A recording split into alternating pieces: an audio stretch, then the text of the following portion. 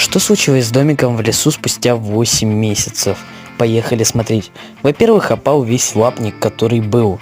Лапника не осталось, и вправду это недолговечная конструкция от одной недели до 1 месяца.